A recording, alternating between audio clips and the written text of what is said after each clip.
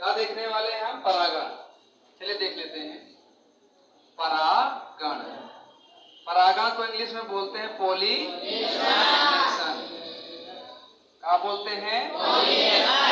अब कहन पोलिनेशन जो होते हैं मुख्य रूप से दो प्रकार के होते हैं। एक स्वपरागण के रूप में,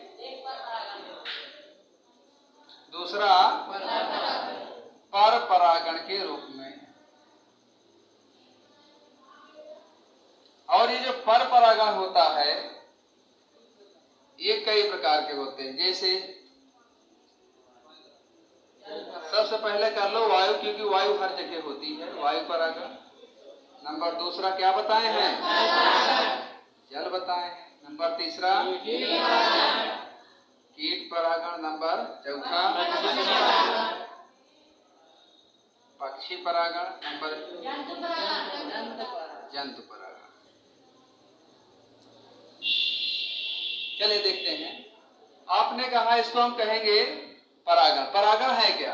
तो आपने कहा कि जब एक पुष्प के परागकण दूसरे पुष्प के वर्तिकाग्र पर या उसी पुष्प के वर्तिकाग्र पर जाए तो उसे हम स्वपरागण कहेंगे। क्या कहेंगे भैया? स्वपरागण। देखा, परागकण का मतलब होता है, माना कि कोई फूल है, अब इस फूल का परागकोश है। क्या है? परागकोश। अब इसका परागकण यहाँ पर आए तो उसे हम क्या कहेंगे? स्वपरागण। क्योंकि इसका नाम होता क्या है? वर्तिकाग्र, और इसका नाम होता है परागकोश है। और परागकोश के अंदर बनता क्या है? परागकण बनता है। अब कहें इसको हम नर भाग भी बोलते हैं, मादा भाग बोलते हैं, मादा भाग बोलते हैं। इसको क्या बोल देते हैं? नर भाग। अच्छा, अब कहें जब ये नर भाग से परागकोश से परागकण निकले, यानी परागकोश से परागकण निकल करके मादा भाग पर आ जाए, वर्तिकाग्र पर आ जाए, तो उसे क्या कहेंगे? उसे परागण सिद्ध कहेंगे। क्या कहेंगे? हाँ, क्योंकि परागकण आया तो परागण, परागकण आया तो परागण। क्योंकि देखिए यहाँ पे कुछ लसलसा सा पदार्थ होता है ना। अब लसलसा सा पदार्थ है, जैसे इस पर परागकण उड़ करके आता है, या फिर जल के द्वारा आता है, या तो कीट के द्वारा आता है, या पक्षी के द्वारा है, जंतु के द्वारा है, तो ये लसलसा होता है, इस पर परागकणों को लेता है चिपका ना। तो यही जब परागकण आके चिपक जाए तो उसी को हम बोल देंगे परागण। गण माने जाना, परा माने परागकण। कहन परागकणों का, परागकणों का जाना ही परागकण कहलाता है। अच्छा, लेकिन जब कहे स्व, स्व माने होता है स्वयं, परागण माने परागकण का जाना। परागकण का जाना, परागकण का जाना ही परागण कहलाता है। चाहे वह एक पुष्प से दूसरे पुष्प में जाए, या एक पुष्प से एक ही पुष्प में आए, या एक पुष्प के किसी दूसरे पौधे के पुष्प पर जाए। तीन कंडीशन हुआ।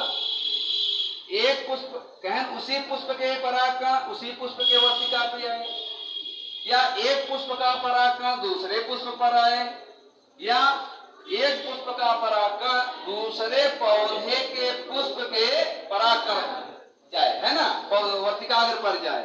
लेकिन आपको यह ध्यान देना है, जाति नहीं बदलेगी। भाई अगर मटर है तो मटरवे में परागण होगा, दूसरे पौधा में चला जाएगा, चलेगा। लेकिन ऐसा बिल्कुल नहीं होगा कि मटर है तो सरसों में जाए, और सरसों है तो गेहूं में जाए, ऐसा नहीं होगा। भाई अगर ऐसा होता तो गाय का भैंस में निषेचन करा देते, भैंस का भालू में करा देते। ऐसा नहीं है, सबका अपना एक जाति होता, अपना लिंग गुण सूत्र होता है, जिसको हम अनुवांशिकता में समझेंगे लिंग गुण सूत्रों में। देखें तो कहें जब परागकण स्वयं से जाए तो स्वपरागण है, और जब कहें पर परागण, पर माने होता है दूसरों से माध्यम से जाना। केका जाना? परागकण का जाना। कहें जब परागकण दूसरों के माध्यम से चली जाए तो उसे क्या कह देंगे? परपरागण। देखा, तो इसीलिए पर परागण के माध्यम कई हैं।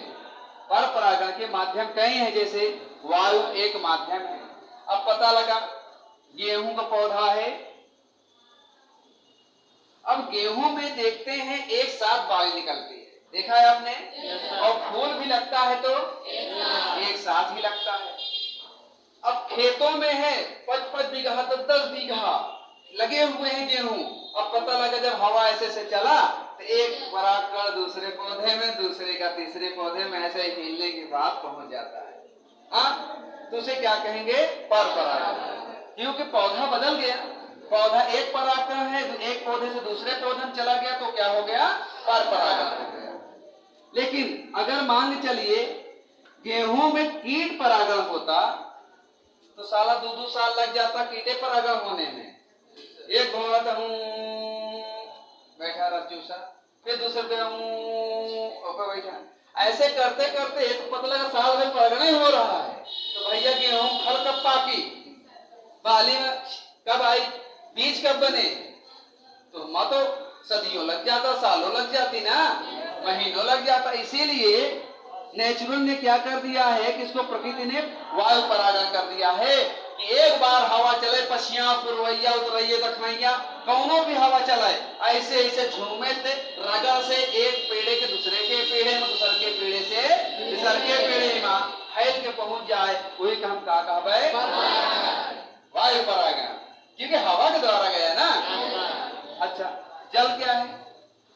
अब कहते हैं जल का मतलब होता है कहें जब परागकण जल के द्वारा जाए, और जल के द्वारा कब जाता है? बारिश होती है तब होगी, या फिर जो पौधे जलीय होते हैं, ऐसे पौधे जो जलीय हैं, जल में ही फूल बना उसका और जल में ही उसका परागण हुआ और फल बना करके आपको दे दिया गिफ्ट के रूप में, कहा लिया मानसिक खाएगा। हाँ? अच्छा, तो कह रहे हैं कि ये कहां होगा? जलीय पौधों में होगा, जलीय पौधा में। अब कहें जलीय पौधा हाइड्रा है, अब हाइड्रा में जलीय परागण होगा तो कहें होगा कैसे भैया? कहें एक पौधा है, एक पौधे के परागकण उसी पनिया के सतह पे गिर जाता है। हाँ, अब ऐसे ऐसे ऐसे ऐसे ऐसे ऐसे चला गया दूसरे में, वहां पे नया पौधा लग के तैयार हो गया, उसी को क्या, वहां पे नया बीज बन के तैयार हो गया, उसे क्या कहेंगे? लेकिन हाइड्रम तो अलैंगिक जनन होता है, यहाँ परागण कैसे होगा? लेकिन हाइड्रीला जो पौधा होगा उसमें होगा, हाइड्रम नहीं होगा, क्योंकि हाइड्रम हमने अलैंगिक जनन पढ़ा, उसमें पुष्प नहीं होते हैं, दैहिक कोशिका से ही उसका जनन होता है। तो जलीय पौधे बहुत सारे हैं, है ना, हाइड्रीला भी आ जाते हैं। हाँ, कोका बेरी जो हम लोग बचपन में खूब खाए हैं। हाँ, अच्छा, कहा जाए का कमल गट्टा में भी होगा?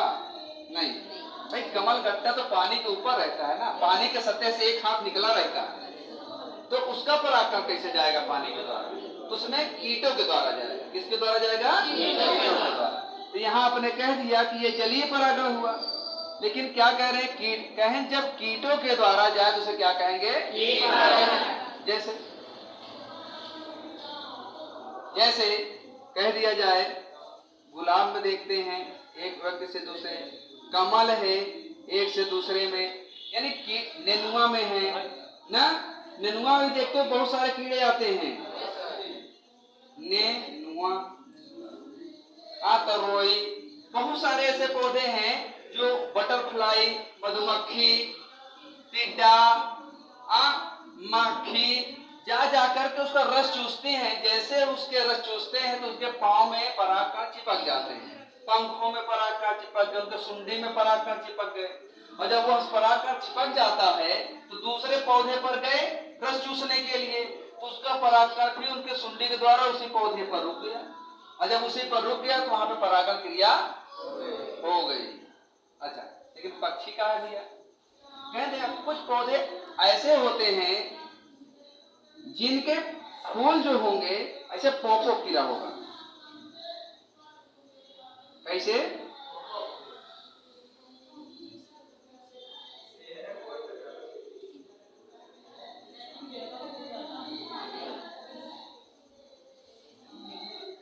अब देखो, अब एक के अंदर माना कि यार कोई पक्षी चोंच डाली ना, जब इस पर चोंच डाल के इसका पराग चूसा, रस चूसा, तो इसके जो है परागकण इसके चोंच में चिपक गए, और जब इसका परागकण इसके चोंच में चिपक गया तो फिर ये हमारा रस जब खत्म होगा दूसरे में गया, और जैसे ही दूसरे पौधे में गया, दूसरे फूल में गया, हाँ इसमें मानो आया, इसका यहाँ पे परागकण करके चला गया, इसको हमने क्या कहा?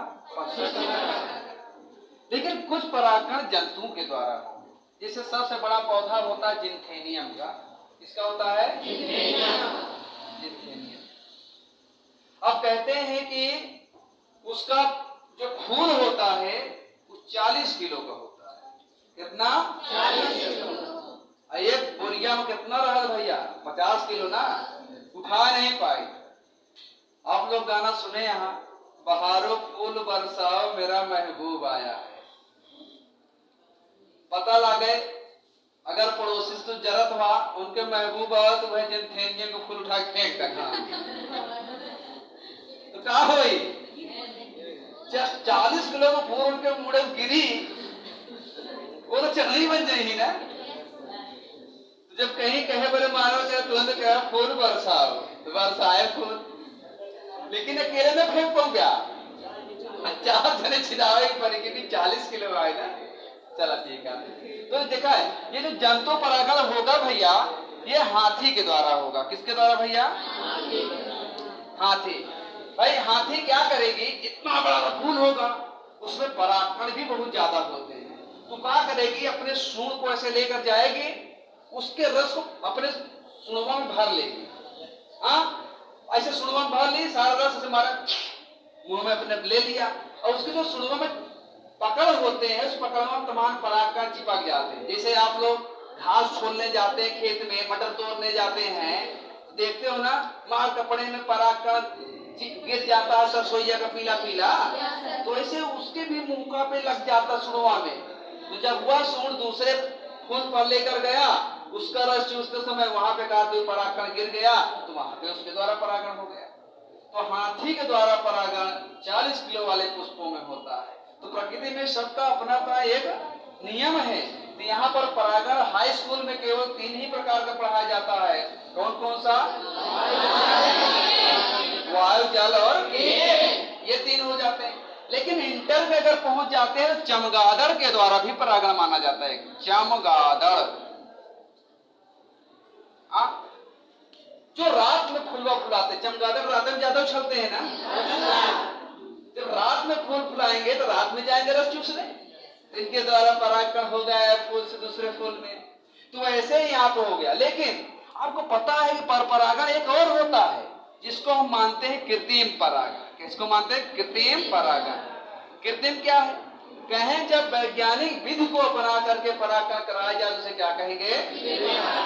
कृत्रिम परागण। लेकिन आपका ना कृत्रिम पढ़ना है हाई स्कूल में, ना ये पढ़ना है, अच्छा ना ये पढ़ना, नहीं पढ़ना, केवल वायु जल कीट। और 12 में आपको पढ़ना है वायु परागण, जल परागण, कीट परागण, पक्षी, जंतु, चमगादड़ और कृत्रिम। माने कि 12 में सारे परागण को पढ़ना है, लेकिन 10 में केवल 1 2 3। ये दोनों के लिए कॉन्सेप्ट हो जाता है। अगर परागण ना होए तो भैया फूलों में फल ना लगे। तो फूलों में फल कौन लगाता है? परागण। अगर परागण ना होए तो नहीं होगा। जैसे मोटे तौर पे हमने आपको बताया था एक दिन कि जो एक लिंगी पुष्प होते हैं, मान लीजिए 100 पुष्प बन गया एक लिंगी का, तो का सब में फल बनता है क्या? ओमस कुछ नर हुई ही, कुछ मादा हुई ही। अब नर वाले तो फल वैसे भी नहीं बनेगा, 50% तो नहीं ले सो गया। अब बचे कितना? 50%। अब 50% में सही समय परागकण भवा, जैसे कबो ना कलिनिया है, ओमा जा कोनो भवरा रस चूस के चला है, तो काम परागण होई ना हो। या फिर उन तैयार हो चुका है, परिपक्व हो चुका है, परागकण पता लग कोनो पहुंच गए ना होगा, पर भी नहीं होगा। यही बड़े एक लिंगी पुष्प में जब परिपक्व समय पर कोई परागकण जाएगा तभी होगा, और परिपक्व समय पर नहीं होगा। तो अपरिपक्व समय पर बिल्कुल नहीं हुआ। कब होगा भैया? परिपक्व समय पर। कब समय पे? तो समझ गया। तो परागण परिपक्व समय पे होता, लेकिन द्विलिंगी पुष्प ऐसा पौधा होता है कि जिसमें नर और मादा दोनों साथ साथ पकते हैं। अब जब दोनों साथ साथ पकते हैं तो उनका परागण बड़ी आसानी से हो जाता है।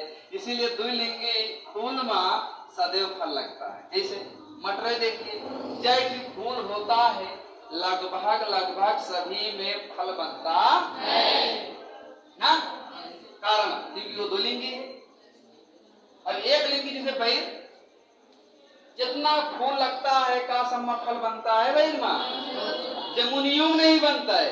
अगर इतना बन जाए ना तो करकरा के डार नीचे चली जाओ, और उतना नहीं लागत तब वो करकरा के चली जाओ, क्योंकि ओके डार बहुत आरर होता देहाती भाषा में।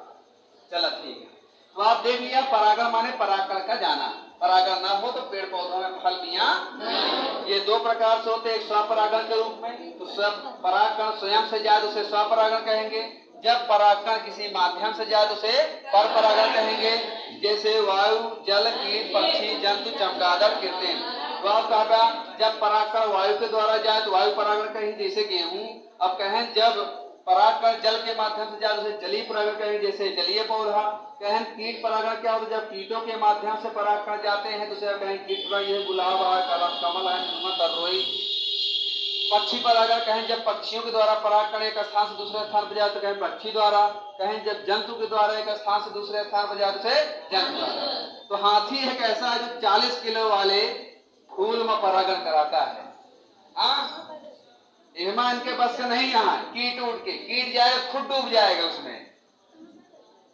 अब चमगादड़ होता है वो रात में परागण कराता है, और कृत्रिम परागण वैज्ञानिक कराते हैं, वैज्ञानिक विधि के द्वारा होता है। तो चला ये परागण का सब्जेक्ट हुआ खत्म। इसका हम स्क्रीनशॉट ले लेते हैं, है ना, और इसको हम लिखा लेते हैं। तो सबसे पहला परागण कौन सा है? चला लिखा।